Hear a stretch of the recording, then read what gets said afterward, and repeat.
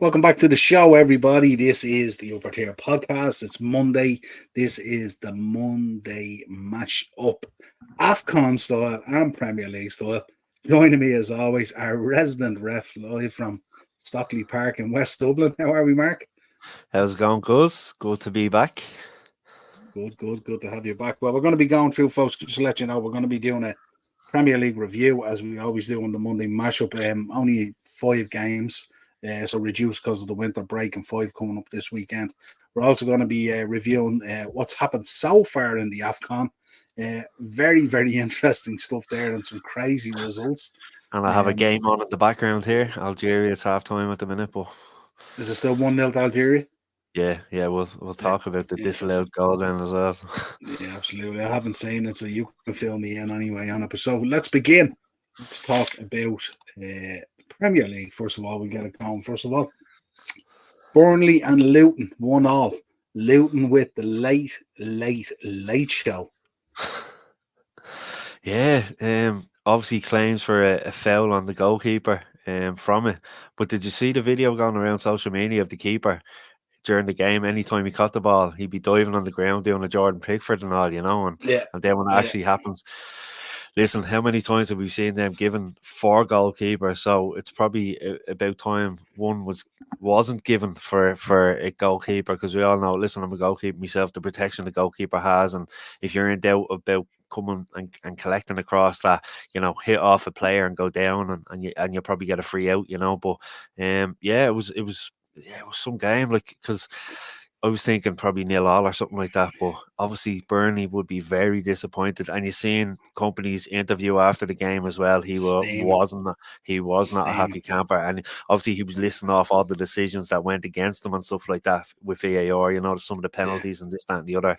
So yeah, he wasn't a happy man at all. I often say it when keepers mess around like that during games, like what Pickford does, it tends to come back and bite you, doesn't it? At some stage in the match. Yeah, you only get away with it for so long. Because it was great that in that particular game where Allison, when you were winning and Allison caught the ball and he went down, and the Liverpool fans like almost cheered like it was a goal, But yeah, no, I think a point on the outcome of the game, I think a point was a fair result in the end, Yeah, absolutely. Let's flick over to the chat here. Daz is in. How are you, Daz? Good seeing my friend. Hope you're good. How's it going, Daz? Big win for Ronnie O'Sullivan. I wonder, did your man at the gate recognise him after he won the tournament?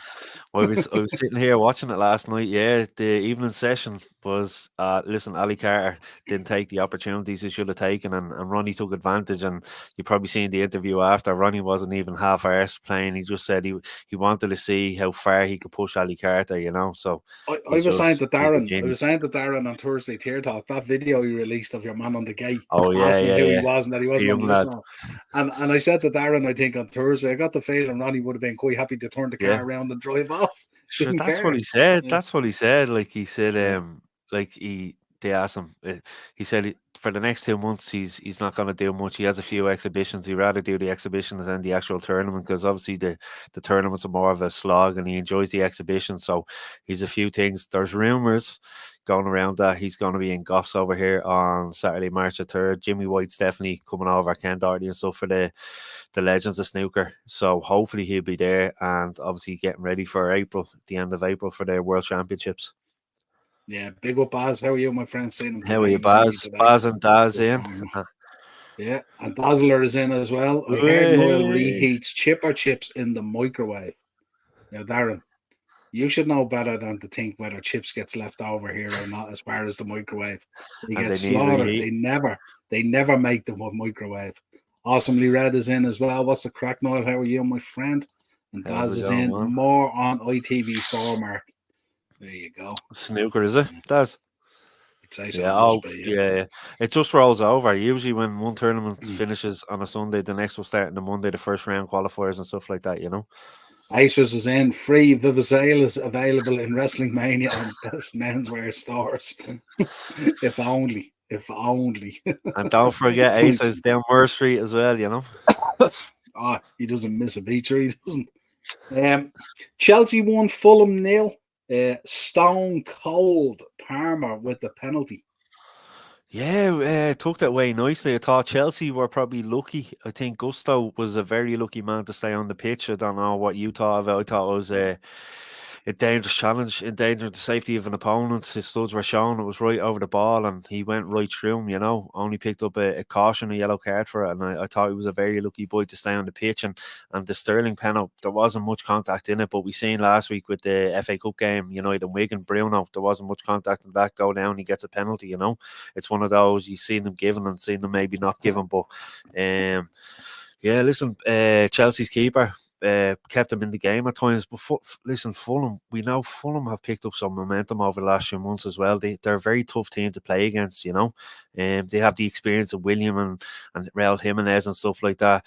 And they have obviously Reed and stuff. And yeah, they made it very difficult for Chelsea, but big 3 points for Chelsea, much needed. And obviously a clean sheet at home is not to be sniffed at as well, Yeah, it's 4 wins and 5 as well, and 4 Yeah. wins at home, I think, on the trot. Bit of Yeah, form starting to be shown there amongst all the Potch out brigade and stuff like that, but they're starting to find a couple of players coming back as well and that Yeah, kind of thing. So that's what they need. You can see what Potter's trying to do there with the team as well. He's got a good basis, some good young players there with a few experienced players. Obviously, Thiago Silva and all still there, but the likes of Cole Palmer, I'm delighted for him. A lot of lads would have stayed around City and sat on the bench and warmed the bench and picked up a few medals at the end of the season. But he said to himself, "Now, listen, I want to go play first team football at a high level," and he took that leap of faith that not a lot of players do, and even when they do it, they're not the same player when they leave it, a big club like City. But he's gone on to rewrite the rule book, so to speak, and he's doing really well. And he looks so experienced. You see him taking that penalty. He took another penalty early on in the season, and that goal against us in Old Trafford as well. He took it away. I know Onana should have saved it, but he took that away pretty nicely as well. So yeah, he's some talent, man. yeah, and also, as you said earlier, like for a kid as well, he has no problem going onto the pitch and taking control, even with guys like Thiago Silva Yeah, there and, Conor Gallagher and players like that and all and stuff like that. He's no problem stepping up and being that guy. So it's yeah, 100%. very, very impressive for him as well. If a number of players around him can find that kind of level of, because he's quite a confident player as well. And remember, he was coming into that game as well on the back of a poor showing, not in terms of effort or anything like that, but in terms of chances missed. Yeah. So for him to just step up, take that penalty, and go, "Yeah, that's me." Shows you the character of him, and like I said, he would have got a lot of character building at City with the players he was training with at the time and stuff like that. But obviously, he got so fed up and not getting an opportunity. And like I said, there is players that would stay there and sit on the bench and pick up medals and pick up a paycheck. But fair play to him, he's gone out and done it. And he's the type of players that Chelsea need at the minute, especially like you said, the from August to probably just before Christmas or so, that their season hasn't gone too well, and a lot of heads would have dropped. But he's kept going, and fair play to him, But and come here, what we're talking about that game? Did you think it was a sending off? I think when I look back on it, I think it would have been harsh. Now, he got a sending off earlier in the season for quite a similar one as well. Yeah. But I thought on this occasion, if you look at it, he did try to pull out of it somewhat and pull back as well, And I suppose you kind of have to take that into account. By the letter of the law, if you want consistency, he probably should have. But in reality, do we want them going for that? I'm not too sure. It's just it's a difficult one to call, and the problem is, no matter what angle you see it from, and no matter whether it's slow or fast or whatever, it doesn't look great. But I seen a lot of posts afterwards on Twitter where they were showing both tackles, and they showed the tackle earlier in the season that he went for, and there wasn't a huge amount of difference. You know what I mean? But I think on this occasion, I think he did genuinely try to kind of pull out of it somewhat. But, it just shows you though, like two of us, I would have sent them off and you wouldn't. So when they're talking about inconsistency and stuff like that, Yeah, absolutely. Joanne's in. How are you, Joanne? Hope you're all How are you, good. Joanne? Are you all right? The immigration office is out of stock according to Acers. Joanne's also in. My Arteta out hoodie came today. Joanne, you have to send me a picture of that on Instagram. I would look forward to seeing that. That's probably hilarious. Joanne's Joanne not a Liverpool fan, no? No, Joanne's Arsenal. Joanne's right. Gunner, yeah. She's a Gunner, yeah. Fair play. Daz is in. I've been to the Emirates. Niall, can we have a Mount Rushmore for Rumble on Wednesday? We certainly can, Daz. Absolutely. I'll set up a slide for that and all, pal. No problem at all. And Doug is in. Big up, Doug. How are you, my friend? How are you, Doug. Doug? Doug was on Sky Sports News the other day. No We way. kind of, between us, we kind of started a little campaign to get after Sven-Goran Eriksson's news. We started a campaign. He's a Liverpool fan and stuff like that. And he said he would have loved to manage Liverpool. So the Legends game or something like that, yeah, between myself and Doug, we kind of kicked off Twitter there to get it going. To get Sven to be the manager of Liverpool for the Ajax game, the Legends game in March. And Robbie Fowler chimed in as well and all. But Doug was on Sky Sports News and he did a wonderful job on Sky Sports News. Came across brilliantly as well. It makes a difference because one of the listeners been on Sky Sports rather than Crime Call, so that makes a difference, doesn't it? Speaking of Crime Call, United Conference League next season. There you go. There's a shocking crime stuff. I don't know what you are smoking on Moore Street today, Aces, but come on. And there's Daz. Big up and Doug. Well done for Sky Sports. Yeah, and you got a great reaction to it as well. I must check that out. Is it on YouTube and stuff like that? It should be. It's on Twitter anyway. I'll send you a link on Twitter anyway. But yeah, he did a cracking job. What's a crack, lads? Big up, Ian. I was talking to Ian earlier. Hi, Daz. All right, Ian. Gusto Challenge should have been upgraded to a red. 100%. I think so anyway. And Aces is down still Algeria 1. Mark, you have an on Angola 0. Yeah. We'll come to that in a few minutes, of course. Newcastle 2, Man City 3. De Bruyne off the bench gets one. And then the young lad, Oscar Bob. It was kind of written, wasn't it? But I don't know what it was. I don't know. Did you see at 75 minutes, Newcastle just hit a wall? Yeah. It was like they just had an energy dump and they were clinging on for their lives. And we know that Man City as a team love feasting on those type of carcasses. 100%. And you seen the difference on that at that stage, 73rd minute, I think, is when De Bruyne came on. So Newcastle hit a wall, didn't have much quality on the bench to change it around. Where City have the likes of De Bruyne, Grealish, even Calvin Phillips to an extent to bring on if they wanted to. And he came on. Ew. Listen. Exactly. But good Juventus player. But like it was a kind of a competition for a goal of the month within the one game, wasn't it? It was unbelievable.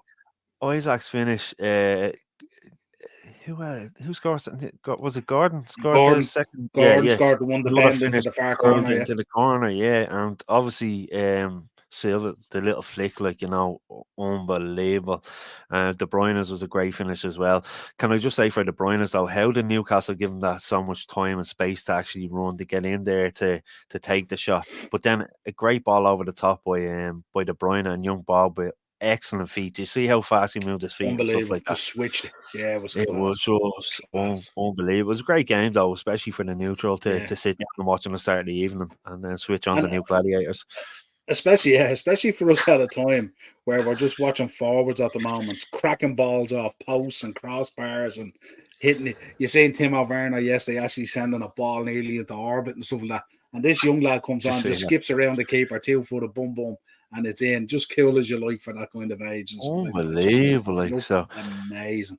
I want to know what Kevin De Bruyne was doing while he's been away on injury, because he's come back and he actually looks like an 18-year-old as well. I'm a bit concerned. Is that the original Kevin De Bruyne that went off? I'm not too sure. You'd be wondering, he let his hair grow anyway. I was panicking. I actually put him in my fancy team on, I think it was on Thursday night or Friday, and then one of the lads in work was like, De Bruyne is not starting. I was like, crap. Then he comes on, I say, and he got a goal and assist. I was rubbing my hands there, going happy days, but yeah, great win for them. But yeah, Newcastle looked very tired in the last 15 minutes or so. A lot of the games they played this season are catching up at them now, especially with the injuries they have. And like I said, they don't have much quality on the bench. Good to see young Alex Murphy that came from Galway United. He was on the bench on Saturday as well, so it was good to. I know he didn't get a run out or anything, but good experience for the kid, to be in or around the squad. Yeah, and of course, losing out on Joe Linton. And getting injured and stuff like that, and he's out for a while now as well. So they're having the kind of a run of it at the moment. But absolutely. Also, I looked at Isaac up front there the other day as well, and after 70 minutes, he was banjaxed. He barely could jog around the front. And the problem is, when they were trying to defend and stuff like that, they'd know how to get the ball out to relieve the pressure. There was just constant pressure from Man City all the time, which is what they do. Joanne, looking forward to Saturday. Del Boy doing a watch along with Coyle. That is going to be immense. Crystal Palace versus Arsenal. Live on Del Boy Gunner TV's channel. Del will be on with Coyle. And what time is that kicking off on Saturday? I presume it's probably I don't know. It's probably is it a 3 o'clock game, or maybe it might be the 12:30. I'm not too sure. We'll check it out anyway. I'm sure when he shares the link, we'll be sharing it around as well. But that will be electric. Yeah, and it's a kind of a double-edged sword for them, really, because if Arsenal win, it's a let-off for Arteta, and if Crystal Palace win, it's a meltdown. So 12:30 kickoff, says Joanne. 12:30. Yeah, seeing that 12:30 at home on Saturday. I'll be keeping an eye on that one. All right, I'll be in work. For the entertainment value alone, it's going to be immense. And Joanne, I'm looking forward to seeing this hoodie as well. So yeah, we don't need to say it on, Joanne. You can just lie it on the bed and send us a picture. I just want to see the graphics and all and what it's like and all. I'd say it's cool. Absolutely. We're going to get into talking about Everton 0, Aston Villa 0. What's there to talk? What do we say? Well, we could talk about this. This is very important. Seamus Coleman. Yeah, seen the banner. Appearances. Yeah, seen the banner, and he got the framed jersey with 355 Coleman on the back. But you know, he's a true professional. You know, there's no airs or graces about him. He just goes and does a job. Obviously, been blighted with injuries, over the time. But recently. I think it was 60,000 they bought him from Sligo. I think it was 60,000 euro. Like, what a snip. Always had talent, and you know, he still goes back there. He invested a bit of money into the club, gave them when they need new facilities for the schoolboy football and stuff like that. So there's things like that you don't necessarily hear of. But listen, he's a true professional, and I was delighted to see him get there. Loyalty. Exactly, like, and the passion that he has. Like, do you remember one time they were playing against Chelsea and he was sticking up to Diego Costa. Diego Costa was trying to wind him up, and he's just standing there, you know. Just like I said, some of the injuries could have actually killed him off and killed his confidence, but it shows the strong especially character. Last season's one could have been massive for him, it just shows his character and his strength and his desire to get back. And I was delighted to see it for him. And listen, he's still got another few seasons in him, no doubt, you know. Yeah, look, I'm a Liverpool man, but I can't be more than happy for an Irish man with that kind of loyalty and stuff like that and all that. Exactly. And I'm sure through his career as well, he probably had plenty of opportunities to step up a level as well. Yeah. But he's stuck with Everton all the time and stuff like that. And even listening to him speak, he spoke at the Mass, didn't he, the Bill Kenwright Mass as well. Yeah. Consummate professional. Absolute gent. And in fairness, this might be controversial, I don't know, but I think he's a better right full than Matt Doherty. There's nothing controversial about that. What are you talking about? No, I know some lads actually like him, but he's a much better right full than Matt Doherty, in my opinion. I'd say he's well more liked than Matt Doherty. I'm just putting that out there now. Man United 2, Tottenham 2. Where do we begin? Where do we begin with this? Where do we begin? Because just Tottenham missing 5 first-team players. Literally the whole midfield and front line bar Bentancur. Their midfield three was Skip, Højbjerg, and Bentancur, and you're looking at it going, they ran the show. We had Eriksen running midfield. Obviously, Mainu was in there, young blood. But you need someone beside Mainu. He's not going to go run up and down all day. You need someone beside him to be doing the work as well. And Eriksen hasn't got the legs for that, you know. I think Spurs, they're missing 11 players. Out of those 11 players, there's 5 that are guaranteed starters. You've obviously Song, Sarr, Basuma, Madison, and Kulusevski. Like they're 4 that. Basuma as well. But like you look at it, they're missing 5 of those in the starting 11, and they still came with that midfield, and they played the same way they played all season. We have our injuries and stuff like that, but we've no identity. We haven't been playing a certain way all season, you know. Certain teams have a plan B. We don't even have a plan A.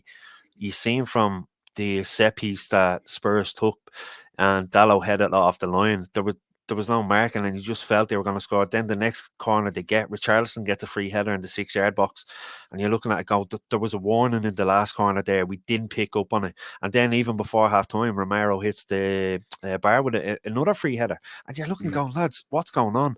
Then you're going in, listen, some positives. Hoyland's finish was a great finish. Rashford, good to see him score. Hopefully does something for his confidence. But you're a minute and a half into the second half, and a 50-yard ball splits open midfield and defence. Like, you'd probably see a Greystones team dealing with that kind of a ball on a Saturday and Sunday morning, and we couldn't do it. And, you know, all credit to Spurs. I think if we had won that, it would have been a travesty for a Spurs fan, because we didn't deserve to win it. And we were very lucky to come away with a draw, because I thought Spurs dominated us with the depleted team that they had, you know. And listen, would I have taken a draw before the game? I would have bitten your hand off for a draw against Spurs. Even with the injuries, even with their injuries. Even with the injuries, but I was saying, like, starting with Ericsson and stuff like that, we'd obviously Wan-Bissaka on the left, which we usually see in Wan-Bissaka on the right and Dalot on the left a lot this season. Because we can't control games, we can't keep possession, we can't play any style of football. We look like a group of individuals that are clueless at times. You know, there's no spark there. There's no, you know, there's no continuity. There's no flow of football. We just wait on moments in games, and that's what it's been for the whole season. Like, we're waiting on little moments. Players are looking for a change, aren't they? Yeah, and like, players are looking for a change like, themselves. You're looking at do it going, you know what stuck out to me there? Do you know what stuck out to me, which was mad? If before that game you're looking at their midfield and you're going Skip, Højbjerg, and Bentancur, you must be looking at that going, here's a great opportunity here to run through this midfield. But what happened was Bruno pushing forward and Ericsson pushing forward again, isolated Kobe Mainu, and they fed into that and stuff like that and got caught on that a few times. The other thing I looked at when you mentioned on the set pieces there, one of the set pieces there yesterday, I looked at it and I wonder who was organising the set pieces, who was at the back there with the experience, who's being the captain to organise these set pieces. And Kobe Mainu was marking Christian Romero. And I was there looking, going, how is the likes of Varane and Johnny Evans who are at the back there with that 100%. kind of experience, looking at that and thinking that that's okay? It was the 100%. Weirdest thing ever. Because it tells me one team there yesterday was well coached and played a certain way without the players that they at their disposal, and it wasn't us. And it was like, very well. Do you know what it was like? It was like one team was out there playing, enjoying their football, and the other team was out there just hating their life. And that's it. Like, even Rashford, when he scored, I mean, he looked like he just got a cancer diagnosis or something. Yeah, it was he wasn't happy. He's been like that. Should the penalty against Everton that time, when Bruno handed to him and he scored, and he just looked like he wanted to be somewhere else completely, you know. And then I was watching Match of the Day last night, and this I had one of those moments as well where they showed the Rashford goal. They were going through the United game, showed the Rashford goal, and they said, "And Marcus Rashford with his 4th goal of the season." And I was thinking, we're halfway through January. 4 goals of the season. I couldn't believe it. And do you know how much I couldn't believe it? I went on to Transfer Market straight away and I actually checked the stats because I thought Match of the Day I got it wrong. Taking a mick, Absolutely crazy. So did you see the other one? Timo Werner has 1 assist now, and Anthony still has none this season. Like, that says it all.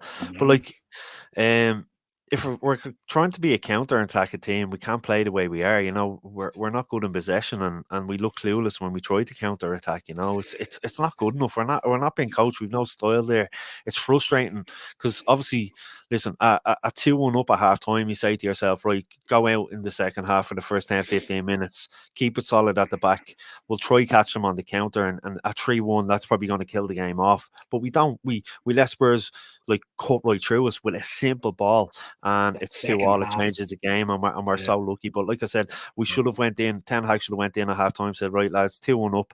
Look, next 10-15 minutes, just keep it tight at the back, tight in midfield. We'll try catch them on the counter, or score from a set piece, maybe at 3-1. We'll mix it up a bit and see how we go from there. But obviously, we couldn't do that, and we conceded straight away. And very, very disappointed. But That it's a switch story of our ball, season, really. the switch ball to Rashford became very obvious, didn't it? After a Yeah, while, and they just took it out. yeah, And I was looking today as well.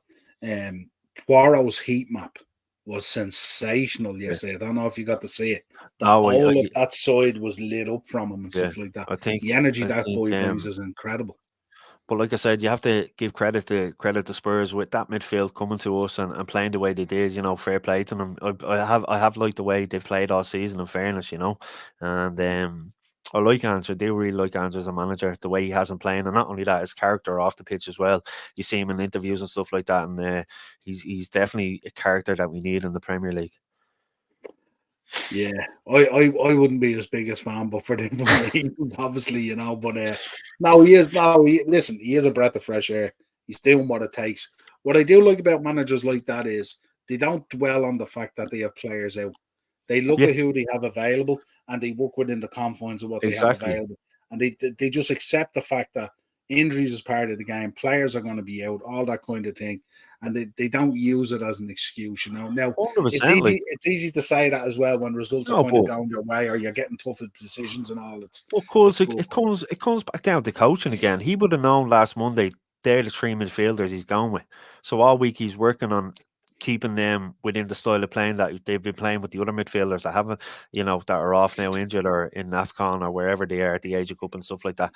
So he would have coached them really well all week to play a certain way and have it drilled into them. And they went there and they done exactly that. They played really, really well. And like I said, if I'm a Spurs fan, I'd be very disappointed coming away from Old Trafford with just a point yesterday. Yeah, and especially with an opportunity as well to break that record that's been there for a while, where you've Yeah, been winning at half time and you haven't lost. yeah, That's been in there a long time now, isn't it? As far as I yeah. know. So they had an opportunity to do that as well, but it kind of they would have been satisfied with their point on their performance considering who they were missing. Yeah, but for you guys, very, very It's not good there's reading, is it? Like, there's a lot of work to be done there. Like if you think about it, oh, if penal you look there. at Sorry, cuz. yeah, yeah, no, No, keep go going. ahead. No, no, no, go ahead. Go ahead. Um, No, like we've the cup game now next week, isn't it? And then I think we have Wolves on the 1st of February, I think it is. yeah, it should I be in think it's around the that first. anyway. Yeah, because But yeah, it's you've no prem this weekend. You played last weekend, so yeah, you're off last this weekend. weekend. So I think we're playing Monday week. We're playing in the cup. Obviously, I think isn't it Eastleigh and Newport are playing tomorrow night or Wednesday night? I think it is it? That's right, yeah. So you'll know the winner of that then at that stage, yeah. Yeah. So yeah, Angola have a penalty there. Algeria making a sub. Well, the man is waiting there to take the penalty. Good coaching there. Put more pressure on the penalty taker. We'll just make a sub while you're just standing there. They're making two subs. We'll stick with you. We'll stick with you for the panel. Like a little Yeah, watch no, along. We'll stick with you. You can yeah. let us know. Algeria are making the second sub now. I could be a little bit behind. Is Obviously this an with my Angola panel, is it? it's an Angola penalty. Oh, so the referee is not allowing the second sub to take place before the penalty. One of the subs took place, so they're cutting back now. Angola are about to step up and take it. Yeah, the linesman, the fourth official, sorry, stopped the second substitution being made. He's just lining up here. Keeper's on the line. Jesus, sweat pumping off his face. He's Be running 50 up. degrees. Oh, hits off the bar, goes on the line. He gets the rebound. It hit off the bar, bounced back off the line, but fair play to him. He went in and got the All of rebound them. then. Just tapped it in then, yeah. Keeper was still on his arse, getting up off Tell the me ground, this: 1-1, yeah. were any of the Algerian players on their toes to come in and try and do something, or were they asleep? All of them. I was watching it there and I was looking because even when it showed your man stepping up, it seemed around the day it was just all white. I couldn't even see any Angola. Now there was 3 Angola players or 4 Angola players there, but the presence of the Algeria players around it made it seem like there was a lot more of them around. But the penalty taker came back in and then just tapped it in. But I'd be interested to see because it looked like the actual penalty went over the line when it hit off the bar for me. It bounced back out now. It'd be interesting to see. But yeah, 1-1. There you go. Interesting. Another potential upset there. That's Yeah, a yeah. sign, isn't it, on Sunday, Mark, on a Oh, neutral sorry, ground? Sunday. Yeah, it is. It's meant to be. If it's Eastleigh, it's meant to be in St Mary's Stadium in Southampton, and I think it's on BBC One. It's on a Sunday. I said Monday. Sorry, I was thinking of the Wigan game. There you go. But yeah, it's going to be in St Mary's if it is Eastleigh for because I think Eastleigh only holds 2,600. So, but I think Newport, if it's Newport, it will go ahead in their ground, as far as I'm aware. Because Yeah, so, I think they hosted Spurs there a few seasons ago, if I'm not wrong. I could be wrong, but mm, down in Newport on a Sunday afternoon as well.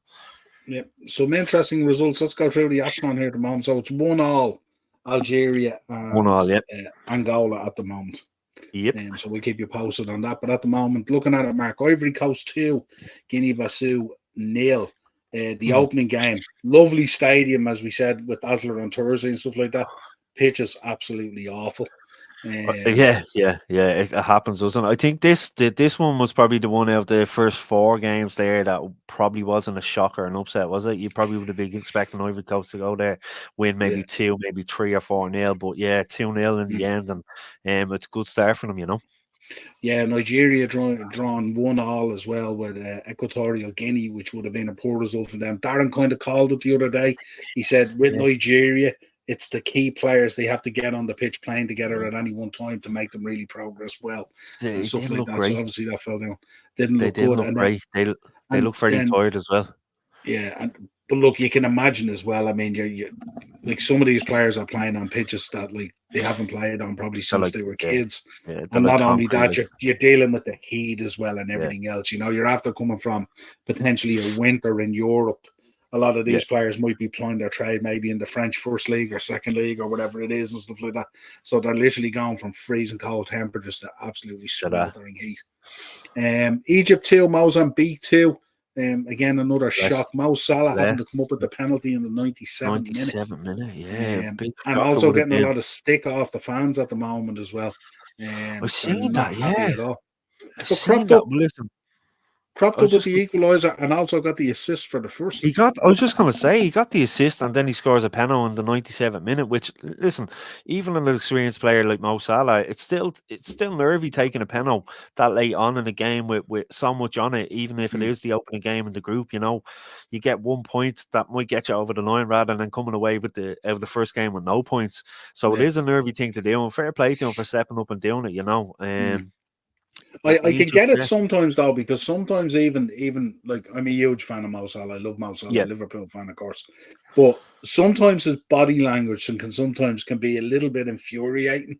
yeah, yeah. At times, you know what I mean? He can And he look has. as if he's kind of switched off, and then suddenly he switches on and has that moment, you know. And he has Um, missed a few penalties. Remember that one against Bournemouth away and stuff like that yeah, in the vitality and yeah, stuff so he does have it in him to miss a penalty. But fair play to him, mm, like I said, a lot of pressure on him. He slots it away in the 97th minute, gets a point, gets them out of a sticky patch in the first game, and yeah, mm.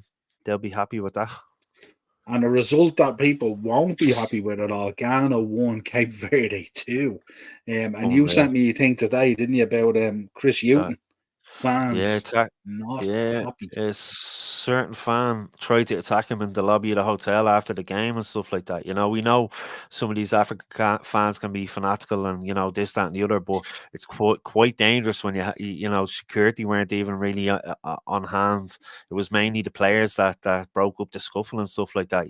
So yeah, I fell for Chris there. Listen, disappointing result for Cape. It was a great result for them. They weren't expected to go Mm, there and beat Ghana with the likes of Jordan Ayew in it and stuff like that. But on another one as well, Roberto Lopez, Shamrock Rovers captain and centre half, was playing centre half against Ghana last night for them, and I thought he had an excellent game as well. So it's good to see that little bit of Irish representation over there, and with him playing for Cape Verde. not just Chris Hughton. Not just Chris Hughton, but on the That pitch, yeah, I thought. will that FAI job sound a bit more appealing at the end of this AFCON? Because it's a difficult one Yeah, for Ghana as well, isn't it? Because they've such a rich history of success and being a exactly, really, really good footballing team and stuff like that. So exactly, they yeah. would they No, wouldn't be happy losing to Cape Verde, really. and it was another late goal. I think it was the 92nd or 93rd minute, wasn't it? Was the winner for them. So it was Yeah. another late goal. And obviously, it'd be up to Chris now. It'd be a big job before the next game. I think they're playing on, is it Wednesday or something like that? I'd say so, yeah. And there's been a couple of red cards as well, hasn't there? We've seen a couple of Yeah, red so cards this he'll year have a as lot of well. work to do to lift them up and get them going after that, especially because you know yourself, the heat of the fans are going to get on their backs from kickoff on whenever they're in the next game as well. It's going to be a very difficult game for them, a lot of pressure. They know they have to win to stay in the competition or at least a draw and hope for other results. And if they lose, obviously they're out, so there's big pressure going into game day Massive too for pressure. them. Massive pressure. Senegal 3, Gambia 0. Yeah. Professional outing for Senegal, no less than what you would Standard. expect. I looked at that Senegal team. It's absolutely outstanding when you look It's at it as unreal, well. isn't it? Great But talent in there. you look at the energy they had on the pitch compared to Nigeria and stuff in the other game, and it's chalk and cheese. You know, it really is. And Senegal will be thereabouts, I say, at near the final stages in the competition. Yeah, and dare I say, was it Mane had 2 assists? Yeah. I think so. I think he had 2 assists anyway. So he's in the news for all the right reasons this time, huh? all good for the newly married Mane. Cameroon 1, Guinea 1 again. Cameroon probably will be disappointed. Yeah, but I think of the three Guinea teams that are represented and stuff like that, they'd be the strongest. They will be the stronger one. Yeah, absolutely. And then we seen also a picture. I was saying your friend Onana boarding the flight. He was on the private jet. Yeah, did you see the comments underneath it when people said there was people asking? He was in the private jet and obviously all decked out in the gear and he had the whatever is the Louis Vuitton or the Gucci bag, the whole lot, and he was laid back. And some people were putting up comments going, "Oh, is this what footballers look like when they're traveling?" And I was listening. Goldbridge chimed in with a comment off the United States. He says, "Now this is what this goalkeeper looks like when he's playing and coming for a corner." He's not wrong there. I don't usually agree with him. I don't usually agree, Goldbridge. I don't have much time for him, if I'm being honest with you, but I'd agree with him there. Yeah, absolutely. Do you not think he's a melt? Do you know something? I do, but you know what it is? His reactions to games are kind of a guilty pleasure for me. Yeah, because he genuinely gets the tears nearly, you know. So 100%. Listen, I suppose if you're not a Man United fan and you're watching it, it is funny. It's kind of like me watching Arsenal Fan TV and you're seeing the reaction of all the lads and stuff like that. So I get where you're coming from, absolutely, but I still think he's an arsehole. You're probably not on your own there, you know what I mean? But we do find these little guilty pleasures at times. Yeah, absolutely. That are good. I just reckon people are being told in the bookies they have to put on bets. They can't just hang around and watch the games. That's what comes there. Now we know who he is. If he's talking about bookies, now we know who he is. Onana was born in Fife for AJ press conference in Saudi Arabia today. That's a different Onana. Aces, I go into the Paddy Power on Liffey Street there and on the corner, and I go in and do the lotto there a lot of the time on a Wednesday and a Saturday. You know, I do all the girls' birthdays and stuff like that, you know, the usual. But there is lads that just go in there. Like out here in Lucan, we in the Boyle Sports and all, the girls love the hot chocolate. They have a little hot chocolate machine in there, and I always go in, do a lot, bring them out with hot chocolate or whatever. But in town, they don't have any of that because of all the lads hanging around. They don't even have a water machine in the Paddy Power and Liffey Street because lads will just come in, especially all the homeless and the junkies, and they'll sit there, they'd be drinking and watching the football on the screens and stuff like that, you know, loitering, as they say. They're looking at you selling hot chocolates outside and stuff like that now, right? Get the money in for the roulette bets and stuff like that. That's it. Very good. Oh, I tell you. Unbelievable. Because I said it to Jerry, he was the manager of Paddy Power. I said, "Where's the water machine going?" And he genuinely, this is true, the junkies were going in cleaning their syringes in the water machine in the Paddy Power, so that's how they had to get rid of it. Oh, Jesus. Joke. They think retail is fun, huh? That's it. Is fun. Little bit of news and transfer news. Of course, we spoke about Joe Linton earlier. Newcastle United midfielder ruled out for a minimum of 6 weeks with a toe injury. Eddie Howe cannot catch a break, and also with his own problems in relation to FFP as well. He's right on the fringes of it, apparently. And my feeling is we will be talking about Forest and Everton in a few minutes and stuff like that. So let us know your thoughts in the comments on that as well, what you think. The natural reaction is, how come nothing has been actioned on City? So that's the general reaction at the moment. And I have my thoughts on that, and we will share it in a bit. But I'm sure there's a number of teams as well, right on the fringes as well. And we've seen this, Mark, in the transfer window. We're 15 days in. There hasn't been an awful lot of business. And Yeah. I don't think we can necessarily blame it on the Asia Cup and the AFCON either. I don't think they'd be a major factor if they weren't on as well. You know. No, I think this is just. I think a number of teams are secretly concerned about how close to the win they are sailing at the Yeah, moment in terms of 100%. FFP, and I wouldn't be Listen, surprised if there's we're the more same. that come out. We know we have to get rid of Deadwood before we can bring anyone in. You know. Yeah, and the problem for your Deadwood is why would you leave? Look, you look at Sure, Martial look, and we have all. that one, Martial. Yeah, He's going to earn about another 5 million in wages between now and May or June, whenever his yeah, contract's up. Why would you go? exactly. Yeah, You know, yeah. why would you go? You have to make that deal very, very tasty in order for that to happen. Definitely, definitely. Yeah, Like I know we shipped Hannibal out there today on loan with an option to buy 20 million. That's a snipper for him at the end of the season. Like he'd be one of those players I think it's stupid to let go at this stage in his career, and we'll probably end up buying him back for bleeding 90 million in a few years. You know the usual. yeah, absolutely. And the problem as well, if you're kind of entangled in that FFP and you're sailing close to it as well, is long deals aren't much good to you because No, you're still 100, like carrying the can, you yeah. know? Like I know there was talk about Benzema all on loan for 6 months, and listen, it has worked before getting a player that age. Remember Larson coming in on loan for us that time, and he was excellent, and we extended the loan deal as much as we could and stuff like that. I think Larson would have been about 35 at the time. I know Benzema's 36 now, but it's the wages as well, man. Like what's he on Apparently, three? no, no. I was listening to Fabrizio today and there was talk today. Benzema's pulling 2 million a week. Are you serious? Apparently, Oh, he's pulling I two must. million a week or something in Saudi. Because I read, I don't know if it's true. If we got him alone, we'd be paying 340,000 a week or 345,000 a week of that. Now that's what I read. I don't know. It could be wrong, but like, gee, I that's doubt mental that. money, man. You might be paying 345,000 a day. Shit, Jesus, That's that is what it could mad be. money, isn't it? It's Like, you know. ridiculous, and that's the biggest problem here. You look at with Jordan Henderson as well, Yeah, trying to do a deal with Ajax, trying to do a deal with Juve. you've But you yeah, know these Saudi teams as well. They're not going to get the wool pulled over their eyes. They paid big bucks for these guys to go out there in terms of exactly. wages and in some respects fees as well. Yeah, They're not going to let these guys just toddle off back into Europe because the situation didn't suit them or they weren't aware of what it was and stuff like that. All these yeah, guys were preaching about Saudi back in the summer and also. exactly. It'll be interesting to see what way it pans out, but apparently they want a lot of the wages covered. I'd be surprised. That's another one of those kind of flagged out there into the press. That kind of seems like a good idea. Now, bringing him in would be a good idea. He'll find a nephew. Yeah, hundred Slatan vibes, percent. kind of Slatan Yeah, vibes, kind of off it as well. But you can't be putting out that kind of poke and stuff like that. You know what I definitely mean? not, man. You'd be in serious trouble, and especially when you guys are tight on the fringes as well. You know, so Well, we're 100%. We're right on the line there as well. You know. yeah, Dominic Solanke, Bournemouth striker in Premier League Player of the Month for December, and well deserved. He was unplayable, wasn't he? Unplayable. Like you've seen a bit of him with Liverpool back in the day when he was a younger lad and stuff like that. But Yeah, he's been on fire, absolutely on fire. And listen, it's not just him. Bournemouth have been playing some really good stuff as well. You know, they're a very difficult team to play against. But not only that, they're playing some really good, intriguing football as well. And they've the likes of Billing there, who's been excellent for them as well. So, yeah, no, fair play. He's in my fantasy football. So. Night, Eno. Take care, man.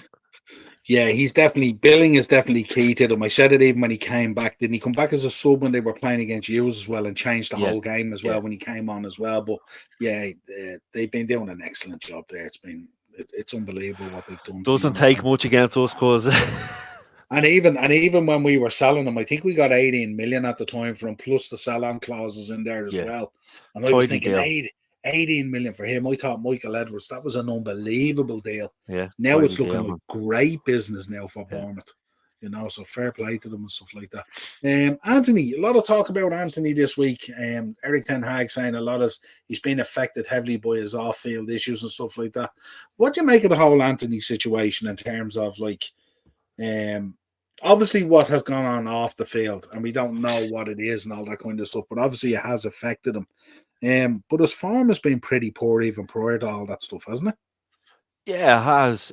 Obviously when he came in and he was signed by from Ajax, I seen him a good bit of him, especially when they were in the Champions League, and he looked as such a talent. But you know, as a fan who's watching him a lot now, he's a one trick pony, and listen, we all know what happened with one of the girls, and stuff like that, and it was resolved and all. But listen, mentally, stuff like that can be very draining, especially when you're dealing with the police and especially the police over there and stuff.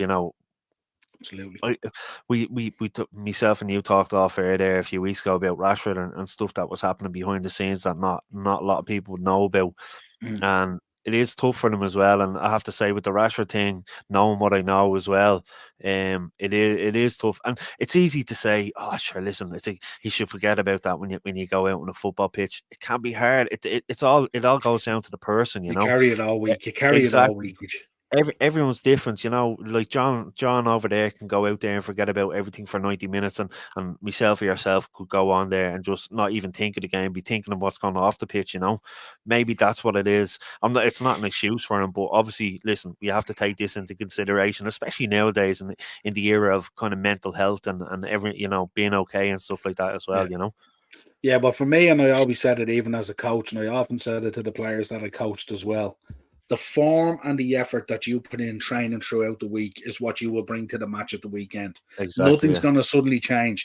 If your training is 50% and you're half-assing it and all that kind of stuff, that's how you're going to play on Saturday or Sunday. You're not going to play any different. There's no Yeah. magic wand that suddenly turns you into an amazing player, Player. other than hard graft and effort and training That's it. is Hard what work, you will bring at the determination. weekend and stuff like that. And when those 100%. kind of things are going on, they affect you mentally throughout your training week and stuff like that as well. And then that's what wears you. And by the time you get to Saturday or Sunday, you're so worn out dealing with it from Monday to Friday. You're just exhausted. Yeah, exactly. So it's a difficult one. What was I going to ask you? What have you made? Jadon Sancho, Borussia Dortmund, came on the other day, got a tidy assist. What did you make of Ralph Ranić comments coming out and all saying he's a professional and all this? Professional, never had a problem with him, always good, always excellent in training, all this kind of stuff and all. Where does that sit with you at the moment in terms of Erik ten Hag? And surely Jadon Sancho's out to prove a point now. He's been eating lunch in a car park for 4 or 5 months or whatever it is now at this stage. And he has the bit between his teeth. And I think he's going to be sensational for Dortmund in the last 4 or 5 months of the season. Yeah, no, he will be, absolutely. Even I was talking to the lads in work, I said he'll go on, he'll get assists, he'll score goals, he'll play with freedom, he'll play with a smile on his face. Obviously, when Ralph was there, Wreck-It Ralph, as I remember he used to call him, he obviously likes Sancho and Sancho liked him. So there is a lot of that as well. If you like a manager you're playing for, you want to play for him. Obviously, listen, you get paid by your club to play football, but when you have a manager there you want to play, that it makes it that bit sweeter. And obviously he wasn't getting that with Ten Hag as well, him and Ten Hag obviously had personal issues that delved a bit deeper than we probably will find out. Obviously, listen, saying he's late for meetings and stuff like that, that was probably just the icing on top of the cake and the tip of the iceberg, that sort of way. There's a VAR call here for a penalty, but we'll never fully know what. Oh no, they waved it away. That we'll never fully know what had gone on between the two of them, and it's obviously that loan deal will probably turn into something more permanent at the end of the season, and you'd be hoping as a United fan that we get a good deal and we make some money that we can invest back into the club, and especially with financial fair play now as well. Yeah, absolutely. Liverpool willing to bid 60 million for Elise. Not surprised, very talented boy and stuff like that. And I think we were linked with him and Basaka going that way as well. Yeah, swap deal, aren't you? You're looking at a swap deal as well, and I think Chelsea are in for him as well. So be interesting to see what can happen there and stuff like that. Del Boy is in. Big up Del Boy. Big up boys and all the chat. Love the show earlier. Make sure you check out Del Boy's channel. Did a great podcast there earlier with Kyle Walsh. And they have a watch along coming up this Saturday for the Palace game. Del, if you have a link for that watch along, drop it into the chat there as well, so people have it and stuff like that. Make sure it's there. Really looking forward to my two brother-in-laws and my mother-in-law, Del Boy. They're big Arsenal fans, so they dragged me over to the Emirates there a few years ago. I love watching those watch-alongs because either way, I'm a winner, that kind of way. Because I do like Arsenal and stuff like that. So if Arsenal win, Arteta stays, so the boys stays a bit longer, so the boys are not happy. And if Crystal Palace win, they go crazy anyway. So yeah, but it'll be electric with the Be a two great boys. game. When those two Be a boys get great game together, on it's Saturday. crazy. It'll be a very, very good game as well. Yeah, and it'll be interesting to see. The boys were talking about it earlier in their podcast as well about the teams going off for this warm weather training in Dubai and all. Yeah, And they were yeah, kind of questioning it, like you're coming back then to play in yeah, cold conditions. yeah. Cold So what climate. benefit is it and stuff like that? And I made the point that I thought a lot of it would be related to kind of team bonding and getting out of the atmosphere of the British press and the British media yeah. and being able to decompress away from all that with the pressure that's on for the season and stuff Look, like that. listen, So it mightn't be a bad thing. if you're training in warm weather as well, it loosens up the muscles quicker and stuff like that, as opposed to training in the freezing cold or training indoors on a natural pitch over in England. Yeah, absolutely. Go Did ahead. any of them go training in Blackpool by any chance? No. I wouldn't have thought so unless they're going for one of those cold dips at the beach or something like that. But Sure, Forest now on Wednesday night, so we'll see how we get on there. The replay of the FA Cup. What do you make of this new? Obviously, Ian Maatsen as well, the young prospect from Chelsea after going over to Dortmund as well with Sancho. So it'll be interesting to see how he gets on as well. He's a huge prospect as well. Looks a real good footballer. Poch obviously just doesn't fancy him and stuff like that, but there's no doubt the talent that's there as well. What do you make of this? Chelsea and Liverpool also keenly interested in Bruno Guimaraes. The talk at Newcastle is it's about 100 million, but it would be less if he went to the continent than if he went to the team in the Prem. But the talk is that Newcastle are very close to FFP, that line, and the talk is they might have to sell one or two big players. So the question I ask you, Mark, if you were the Newcastle manager today, and all things being equal, forget about injuries and stuff like that, if you have to get two big players out of town, who are the two that you pick to go if you're Eddie Howe? It's a tough one, isn't it? Bruno has been so influential for them over the last few seasons. Really was an important player in their FA Cup run last season and getting to the final. I thought they would have been thereabouts this season in the League Cup as well and stuff like that. But it's a tough one, You look at, there was talk of obviously Isaac and stuff like that. Joe Linton's out now. You won't be selling him either. You've got there's obviously a few young up and coming lads as well for Newcastle that they can look at, but for a squad and a team that have just been in qualified for the Champions League for the first time in a long time and had a tough group and stuff like that, it's I know they're adhering to all the FFP and what's happening with Everton and Forest, but it's a tough one for Eddie Howe, isn't it? Like, it really is. Like, would you take Bruno? I think I would. Yeah, absolutely. I think he's a very, very good player. No, he Now, is 100%. 100 million for me now is a stretch. It's a lot. It's a lot, especially, you know what I mean? I know he has Premier League experience, and he's 26, which is reasonably young compared to some other players, but it's a lot of dough, isn't it? Compared to some of the deals you have been getting. Like, yous are always savvy with your money, and you always get good deals compared to the likes of us and the likes of City and Chelsea. So it is a lot of money. I don't know if yous would pony up though. Chelsea would probably more than yous. No, anything above 60 million there for us, and we're checking him. 100%. Yeah. We're checking him. Because like I said, you are very, very good at that, getting a good deals, and you look at the players that you have, the likes of Luis Diaz and even the Gravenberch deal that he's got and stuff like that. You have done very well over the last few years. There's there's no guarantee on that either. With the way that top of the league is starting to condense, those top positions up there, Newcastle at the moment are really struggling. And if they can't get players back fit, and if you look at they've hit the wall, they have very little options. Me and Darren were talking about the other night in that game against City. They literally had no options to bring on. Like, literally. And did Cher just sign a new contract, didn't he? That's right, yeah. So he won't be going. Would you be looking at an Almiron out the door as well, maybe? Because they're gonna need to sell someone that's gonna generate serious money to have the effect that they want. Yeah. So I mean, what's Almiron gonna generate for you? If what are you getting? What are you getting? 40, 50? And there's not much, like, like what would you get for Trippier? Like you're looking, I'm just looking at their squad here. You're looking at Livermento. You're looking at like the likes of Matt Ritchie and all still there. Joe Willock, Sean Lonsdale. You're not going to get much money for any of them. That's obviously Tonali. That's a different kettle of fish. That's a whole other ball game as well. But I'm looking at it. There's not much. Lewis Miley. Maybe in about 4 or 5 years, you might get a good few quid for him after he's picked up a run. Central defenders are a tough one. So the likes of Shar, the likes of Botman. Obviously with Share signing the new contract, that would add a few million onto his asking price as well, so maybe that could be something. There could be something in that, Botman, obviously, Lascelles, I don't think he'd probably get the money for Lascelles, wouldn't you? Not necessarily. Obviously, Dan Burn, you wouldn't get money for him, and he probably wouldn't leave after signing from Brighton back to his hometown club. Livermento, like I said, there's Lewis Hall there who's still only young and stuff. They don't have much bait at all. Yeah, you're talking about anything out of kind of Bruno and Isaac, and maybe Botman and Share.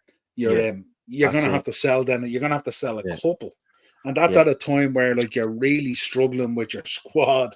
You're literally playing the same 11 players for the last month or two. You know what I mean? And it's a real difficult situation that he finds himself in, and then you can imagine the uproar if Newcastle get hit with FFP and they got hit with a 10-point deduction or something like that. Mad cause. But I'm looking at even Anthony Gordon, right? If Newcastle were to sell him, I can't see him going to a Liverpool, a Chelsea, a United, a Spurs. I don't know. I just couldn't see it happening, Great player, but I don't know if they pony up the money for it. I could see him at a Chelsea. Do you reckon? I could see him at a Chelsea. How much did Newcastle pay Everton for him again? Was it 40, wasn't it? 40, was it? Yeah. I was going to say 50, but yeah. Yeah, it was 40 or 45, I think. You wouldn't generate any more than that on them for a sell on, like. Yeah, absolutely. Bloomfield Road, man. Can't wait. Any update? What score? Still 1-0?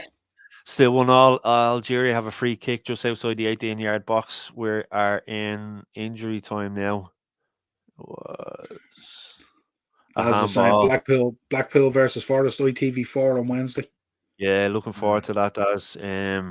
We had a good win over the weekend there as well. So he rested one or two players as well, possibly to keep them fresh with Forest on Wednesday night in mind, especially in Bluefield Road.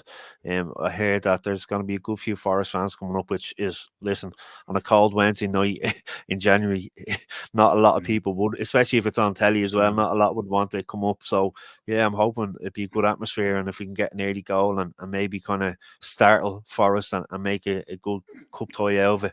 Because I thought we did really well. Remember, I texted you before the game last week. I said it. I thought seeing their team and seeing our team, I thought we could get something out of it. So hopefully we can get a win. Yeah, and to be honest, you were flying. Your excitement was unbelievable. Like, it was like you thought you were home on house, I think. Oh, stop, man! I was sitting down watching it with the girls. Yeah, Bruno will go to either PSG or Madrid. Quick question for you: PSG. Kylian Mbappe potentially. I was listening to a Man United channel on the way into work this morning. Yes. Kylian Mbappe potentially leaving PSG this either summer or whatever it is. Yeah. Marcus Rashford has been linked with PSG over a number of windows. Yeah. If PSG come in and offer, I don't know, 80 to 100 million for Marcus Rashford, if you're Jim Ratcliffe, is it a yay or a nay for you? Well, it depends. Like, if PSG have been watching him this season, that stat that you just said, 4 goals and we're all season and we're in January now. One of them was obviously that penalty against Everton that I mentioned that he celebrated. Well, he didn't celebrate. He just looked completely lost. I think PSG probably lose interest in him. How are you, Kyle? Sorry, Algeria played a little. They have a corner now. The free kick, your man ran over and done a little flick to your man. That it was great save by the keeper, and they had a rebound cleared by defenders. Gone out for another corner now for Algeria. 7 minutes. We're into the 7 minute of injury time now. Yeah, Acers Vinicius Jr. back to his best last night. Absolutely, Madrid on fire. Did you see that? Fire. Was there a sending off in that game as well? It's over because 1-1. Finished 1-1. That's another upset. Upset. This is going to be a great AFCON. It's going to be a great AFCON. Um, Kyle, Acers, bring your earbuds Saturday, buddy. Yeah, it's going to be quality. Really looking forward to it. I'm gonna try. I'm in work on Saturday, but I'll try tune in. All right, it should be good. I'd say, yeah. Yeah, absolutely. The boys are unreal. Unreal. What else Can't did I be a want to bit talk of about? Arsenal Tourette's. Jesse Lingard has sacked his agent as he's looking for a new club. Listen, if he thinks his agent is at fault for not finding him a club, he's got another thing. Like he's just living on a different planet. That kid. Did you see Scholes? He roasting him all week, like in all the pictures he's Yeah, putting up and stuff like that. yeah. The chap, listen, he had what 4 good months at West Ham there, season and a half ago, But for us, he's been nothing but trouble. Even with Forest, like Forest fans will tell you, he was brutal with them. Like he went there and he picked up a good wage. He made sure that there you go. That it was probably that agent that he just sacked that got him. Like he was on a good whack when he was there, and doesn't have the attitude. Doesn't have the desire to play football. Like he's going in training and he has his phone out making videos for TikTok and YouTube and stuff like that. He wants to be a social media star / footballer rather than just a footballer. His attitude stinks. It really does. There's a reason why all you've gone on trial with a lot of clubs, especially even there's 1 or 2 clubs we don't know about that he's gone behind closed doors on trials with, and they haven't taken them on. So you'd want to have a serious look at yourself in the mirror if you think it's your agent that's the one that's in the wrong here. Yeah, I think probably his own valuation of himself is probably what gets in the way from a move. But He touted himself to Barcelona. Did you see that the other week? He was touting himself to Barcelona. I'm like, Jess, are you for real, man? Are you well, actually for real? the only thing I would say about that is if Eric Dyer can get a move to Bayern Munich, anything can happen. Anything can happen. The Angola fans are celebrating like they've just won the game. It's great scenes. Yeah, it's brilliant when you see that, isn't it? Ole Gunnar Solskjaer, Ollie, has held talks over becoming the next manager of Sweden. Morris will be very disappointed because he was hoping that he'd step in and take over from Stephen Kenny in the Ireland job, and didn't he at one stage? Yeah. Listen, it'd be great. Saying that, yeah. It'd be great. Listen, it'd be great to see him back in management. He's a good apparently, like I was chatting to Dennis Irwin about him that time. Myself and Dennis were having a few pints of Guinness, and he said like you couldn't meet a nicer lad in football, and he deserves everything he gets in terms of success and stuff like that. So it'd be great to see him back in because he's a great coach. You look what he done with Malda and stuff like that, and Dennis was telling me obviously a few months ago he went back and he was training the under 12s and stuff like that just to keep involved and give something back. When he went back to live in Norway with the kids and stuff. So. And then when his daughter was playing for the United, I think it was the under 18s women's team, he was at most of the matches, home and away in the stands and stuff like that. Dennis was saying like he'd have time for all the fans and stuff. So just a good soul, and it'd be good to see him getting back into football as well. Yeah, and potentially a good stint there for maybe 3 or 4 years might catapult him back into something else. Yeah. Be interesting. Giggs and Scholes are in Cork soon. You know seeing that, yeah, they're doing a meet and greet down there in is it the end of this month? I think it is ISOs, and then because Scholes and Nicky Butt were in, I think it was Galway or Mayo a few weeks before Christmas as well. So yeah, but apparently I don't know. I was hearing rumors about Giggsy taking the Salford job, and maybe he wouldn't come over. But I was saying the gig over here. I think the one down the country, there's one in Belfast on a Sunday, and I was saying to one of the lads because one of my customers was saying him and his mates are going up, and I was like, if it's a Sunday night, it should be all right. If he did take the Salford job, they'd be playing on a Saturday, and obviously he'd be still able to fulfil that commitment on the Sunday night and stuff like that. I'm sure the way these guys travel, it shouldn't be a problem anyway. Yeah. So I heard he could be taking over the Salford job till the end of the season. I don't know. Interesting. Give it a Giggsy. Yeah. Sure, why not? We'll get back talking about that 777 investment with Everton and stuff like that, because we are going to talk about Everton and Nottingham Forest for a few minutes. The goalkeeper Vicario says he would have walked here if he needed and signed in my own blood to secure his move to Tottenham last summer. It's kind of what you want to hear out of your players, and he's been very good. Yeah, he's been excellent. Like obviously, Lloris was there for the number one for quite some time, and years. to be honest with you, obviously Lloris had a lot of mistakes in him, didn't he? Like, whether it be he wasn't the greatest shot stopper. Sometimes he wouldn't make the right decisions with the ball at his feet and stuff like that as well. They bought in, wasn't it Fraser Foster they got in as a backup as well. And when Lloris got injured that time, he stepped in as well and made a few mistakes as well. So listen, it's good to see he's a good shot stopper. He looks a good presence as well. And obviously, if you're a Spurs, your number one position from the back is the goalkeeper. You want them to be assured of things, especially when you. I know he's gone now, but when you have the likes of Eric Dyer in front of you, you want a good goalkeeper behind him. But yeah, I think he'd be there. Like, he's only young as well. What age is he? He must be 24 or something like that. He's Is he? still Or young something, enough 20. when it comes to Very a young for a goalkeeper. keeper. And a Yeah, Premier League 100%. keeper at that level is very young. So he has a good presence about him. As a friend of mine would say, he looks like a goalkeeper. Like Whatever Lloris, that means. no, but Lloris didn't look like a goalkeeper. You look at the likes of Shay Given, he doesn't look like a goalkeeper. Nick Pope looks like a goalkeeper. That sort of way, big and has that sort of presence. That'd be an interesting concept, wouldn't it? If we got all the Premier League goalkeepers and we lined them up and we took a picture. And just see the variation and stuff like that. That'd be pretty cool, So especially how it's changed through the years. You look at the likes of Neville Southall, and my dad was over earlier, and we just had YouTube on. And I flicked on the Sky Sports thing, and a clip came up of when teammates fight each other, and I had the Bruce Grobler and McManaman one in Goodison Park. Remember against Everton that time? Everton scored and went down and grabbed him by the throat and all. But you look at Grobler; he was tiny, wasn't he? Like, yeah, he was, but he was crazy. Oh, that's it. What he lacked in height, he made up for in absolute madness. Absolutely. Right, let's talk about this then. News coming out today. Here's the Premier League statement.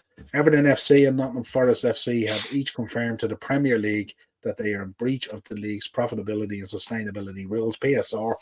This is as a result of sustaining losses above the permitted thresholds for the assessment period 22-23. In accordance with Premier League rules, both cases have been referred to the chair of the judicial panel, who will appoint separate commissions to determine the appropriate sanction. Commissions are independent of the Premier League. This is the Premier League getting the heat off them and members' clubs. The proceedings are heard in private, with the Commission's final decisions made public on the Premier League's website. The league will make no further comment until that time. Thoughts? Yeah, listen, if any club breaks any type of rule, they should be punished. Absolutely, 100%. I don't disagree with that whatsoever. Where my grudge lies here is, like, it can't be one rule for one and then a whole different rule for the other teams below them.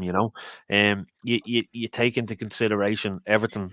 Like I said on one of the podcasts before, Everton done everything within their being to go along with the FA when they found out way before this, when they found out what was happening. They tried to work alongside the FA and say, right, fair enough. Like I said, they brought in an Ashley Young, like, that is nearly at the end of his career, just to get a body in that they didn't have to spend money on to cohere with the FA in this financial fair play. Forest have been spending money like it was going out of fashion, What was it? 30 players 2 seasons ago or whatever it was, something crazy. You just found you knew deep down something was going to come back on them. Now, what gets me is obviously the whole Man City and the Chelsea situation, where obviously you'd think Forest owners be able to afford a good lawyer like City would, but like it's so disappointing. Like I said, if you're going to break rules, you get punished, but there has to be, we talk about referees and VAR decisions. With this, there has to be consistency. There has to be. You can't just lay it all and make a scapegoat out of Notts Forest and everything. You have to do with everyone. You have to do with City. You have to do with Chelsea. Like, you look at the two crests that are up there, the Everton and the Forest crest, their football heritage, like the history those two clubs have. Forest obviously back-to-back European champions, Everton a stalwart in the Premier League years, and then you look at the likes of Chelsea, who really, up until 2003 were a mid-table team, really, when you think of it. We're kind of thereabouts in some of the cup competitions. Man City, up until 2008, till the oil money came in, and this is not just me being a Man United fan, but everyone would agree, who were they? You know, you talk about, listen, they being relegated and this, that, and the other. We always used to have decent battles with them when they were in the Premier League, but our big game was always against Liverpool. You know, the Man City game, because they were up and down, up and down. It didn't really mean anything. Last game of the season a few years ago, or a good few years ago, beating 7-1 by Middlesbrough the last game of the season. Like, that's not the Man City we know that nowadays, you know, where this is what pisses me off. These two clubs that have been in football, you know, doing the right things, getting like Everton won the FA Cup against us in '95 and stuff like that. Like I said, Forest with their success. It's a shame that not all teams can be treated the same way. Like I Yeah, said, well, punish them. I think in this case, I think that the natural go-to, if you hear your club is getting sanctioned or is broke FFP, the natural route to go is, but look at Man City, Yeah. you know, naturally. No, But 100%. but I think where the issue is here, and it's key in the first line of this statement here, Forest and Everton came forward to inform the Premier League that Yeah. they had broken the rules or not met the criteria. Criteria, yeah. With City 100%. is City have basically given everyone the two fingers and said, we're not giving you the information. We're not complying with that you want in terms of information that you've requested Yeah. and Yeah. all this, and we'll see you in court. Yeah. So, but where I'm coming from is you've got 115 breaches there allegedly, right? And it's all Yeah. allegedly, of course. Yeah. Yeah. Yeah. Okay. Till it's But proven. of those 115 breaches, some of them are going to be absolute Mickey Mouse. We know that because there's not Yeah. going to Yeah. be that many breaches. And some of Yeah. them are going to Exactly. be they're all very serious, but some of them are going to be more serious. It would But there boil down to must, a handful, wouldn't it? yeah, Like, but the problem that's happening at the moment, this is going to take about 3 years, they're saying. And then another 2 years, it could be wrapped up in appeals and all this kind of stuff yeah. and all. So it could be 5 years before this is sorted. In that 5 years, City are still going about their business on the basis of any of those rules that they potentially broke, that they built the foundation of Man City's success on. Yeah. If it happened again, allegedly, I say this. So the problem for me is surely, first of all, if City aren't complying with what should happen there should be some sort of a sanction for that alone. In Absolutely. terms of not coming forward or giving the Yeah. information that's No. required. Yeah. The Absolutely. second thing I would say is within that 115 breaches, allegedly again, there must be a collection of breaches in there that can be dealt with sooner than within the 3 year period. Good. Yeah. That must be very obvious, fairly black and white, that it either happened or it didn't. You know, these stupid things like the length of the grass and all that Yeah. kind Yeah. of Yeah. stuff. Now, I know they don't carry huge sanctions, but surely some of this should be dealt with to just show that, yeah, we're dealing with this Make a as well as point. we go along. You know what I mean? That we're not just going to let another 5 years of the Premier League and football history to Yeah. evolve to find out that this was all built on a foundation of toffee, if you Yeah. like, you know what I mean, or whatever it is, and Yeah. that it's been a false economy, and that like we've all been living a Truman show for the last 10 years or 15 years or whatever it is, and that none of this is real. And then what do you do then? What happens then with trophies? What happens then with history?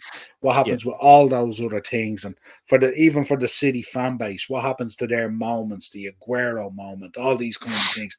The treble, winning 5 trophies in a year, did last year. You know, those unbelievable moments that we've all that time shared, and it's been unbelievable. And you know what I mean? But then you find out that it isn't real if these Yeah. issues are Yeah. there and stuff like that. So I think that the Premier League and the FA, they're going to come under serious pressure to action on this sooner rather than later, because you can't just keep on hammering these teams, and they're not being hammered because they did break the rules. So the Yeah. rules are there; Exactly. they broke the rules. So it's not like, it's not like I went out and murdered someone and you went out and did something else, and we're both on trial for the same thing. Same You know thing. what I Yeah. mean? So there is a legal process that has to be adhered to. But I think where it becomes a problem is a lot of teams are very givish in terms of their information. Come in, this is our books, this is what we've done. If we broke the rules, we'll take the punishment, whatever it is. With City, it just seems a much more closed shop. Yeah. So it's much more difficult to wade through it. That's what they're paying their solicitors for, isn't it? They're Yeah, them very good solicitors to keep everything stum. yeah. But see, the thing about it is, I would have thought that if the Premier League or the FA, whoever deals with this, has a set of rules there that says you have to be forthcoming, you have to give us the information that we need and all that. If they're not given that information, they're not coming across with the information that's needed and stuff like that, then they should be sanctioning that element of it. You know what I mean? Because it's if I'm handing over my financial information and you're not handing over your financial information, and everyone is saying, well, we're kicking this 3 years down the road through legal systems and processes and all that, it doesn't really add up, and it really isn't fair on these other teams that are doing what's expected of them and being forthcoming with the information, and that's what's a kicker. Like, you look at Everton there, is it inconceivable that Everton potentially get deducted maybe another 10 points? Another 10 points, you know what I mean? And then it's like, and in fairness, they've done amazing work since they've been deducted 10 points as well. You look at the league or the position in the league and thinking with that 10 points where they'd be nearly in the top 10 at this stage. 5 points off you guys. There you go. Says it all, man. Isn't that mad? Something like 5 points off you guys or something like that. So they have put together some results and stuff like that. And they're dealing with a lot of other stuff as well, because it doesn't look like this 777 investment is going to get the go-ahead from the Premier League, because there's issues around that as well. And stuff like that as well. To be honest, looking at the background to that as well, I think that would be a good thing for Everton, because I think that could come back and badly bite you in future years and stuff like that. From a financial point of view, you're better off getting a stronger financial partner than the background to this and stuff like that. And then of course the building of the stadium and everything else. You can't go into that stadium in the Championship. You know what I mean? Exactly, that would be just a disaster. I just spoke about their history and stuff like that. I don't think any football fan would want to see Everton in the Championship. Even you as a Liverpool fan, those Merseyside derbies, I know a lot of the time they can be one-sided and stuff like that, but you'd miss that. It's they're one of, like, I've been to Goodison a good few times, and like I said to you before, I used to go down to their old training ground, Belfield, when John Lester played. One of my dad's friend's sons, he was the captain of the Everton under-18s, and we'd go over every once in a while and stuff like that. It's a great traditional run club, sorry. You have the chapel in the corner of the stadium on the left-hand side, and it's just an old stand, and it's close to the pitch, and all the places around it, yourself better than anything, goes from going over to Liverpool so much. The whole city is steeped in history, whether it be music, football, culture, whatever. Like, everything needs to be in the Premier League. They can't be in the Championship. That can't not be taken away, I say it all the time. If you want to have a great footballing traditional city, you have to have a rivalry within that city that brings out the best in both and stuff like that. 100%. And that's why I say, like, there'll be lots of Liverpool fans out there going, ha at Everton being relegated or something like that. And I would say, there's no guarantees. You see what happened with Leeds. There's no guarantees you get out of that Championship. No one has a right to that. You seen it even the other day with the Leicester game with Coventry and stuff like that. Anything can happen in that Championship, and it's a slog. For me, it's the toughest league in the world. It's the toughest league in the world, because it's the biggest prize to get into the Premier League. You're playing, like I said, Saturday, Tuesday, or Saturday, Wednesday every week with the squad that you have. There's not a lot of money being invested in certain clubs. You might have the likes of the Turkish owners coming in and buying Hull and stuff, but you look at the likes of Kieran McKenna, what he's doing with Ipswich and stuff, with not a great budget and stuff like that. Like, for me, it's a tough. You can talk about the Segunda and stuff, teams trying to get into La Liga, but for me, the Championship is the toughest league in the world, 100%. And even Leicester, how good they're doing with the players that they lost. Yeah, what I mean. They lost Madison. They lost Soyuncu went Barnes as well, didn't he? Harvey Barnes went. There's a bunch of them went. Tillemans exited the build. There was loads of them that went. So the core of that team was pulled out as well. But yeah, it's very, very difficult, and it's a precarious position for Everton to be in and stuff like that. And I would hate to lose the Merseyside derby. The history in I think they were saying today, is it something like 69 years in the top flight for Everton, or something like that? 69 years. So, sometimes you have to take a look at that as well. And the Premier League need to be really, really, really careful in the way they approach these situations and stuff like that. 100%. Absolutely. But yeah, just thought I'd get your thoughts on that. But it'll be interesting to see. What kind of sanctions are you expecting? Forest, I presume, are going to get probably 10 points. Are they? They get what Everton got with their first strength, don't they? Yeah. It depends what's going to come out. Obviously, on both of their websites. If you look at Forest and Everton, they said they're working alongside the FA as well. So it'd be interesting to see. Like, you would expect Forest maybe to get 10 points, would Everton get 5 points taken off them and a bigger fine or something like that? I'm not too sure, but it will be a very See, interesting the few fear weeks. is if you're a repeat offender. Yeah, it'd be This is a worse. Like, different year now, yeah, so they yeah, could get hammered even worse. Like, yeah. but just But like I said, um, they have been working alongside the FA, so maybe that might count for something in the long yeah, term. But yeah, it should be an interesting few weeks for both clubs involved. yeah, lots going on there at Everton Stadium. As I said, this investment with 777 and the 10-point deduction, everything that Deutsch is trying to do there, FFP, everything that's going on there at the moment with Everton, they're getting everything laced at them at the moment. So let's see how that all comes out. Aces is in Derby 3, Burton 2. I watched it, but Derby took the lead there, squared the ball across, little tap in at the back post, and then obviously it turned on the AFCON then as well. So, and unfortunately now I'm looking at, they must be showing Fernando Torres's best goals for Liverpool on Sky Sports. He scored a header. They're showing a header against Chelsea. Nice. I've an awful feeling what's coming up next in a few, because they showed. I knew it. The clip just came on against United. You're wearing the grey jersey, because Yeah. just before the Chelsea game there, they were showing United or Liverpool against Sunderland, and he was wearing the grey jersey, and I said, I bet they're gonna show that clip in a few minutes where he absolutely roasts Vidic for the whole game, like, and they're What's a showing it now. red? Always a red.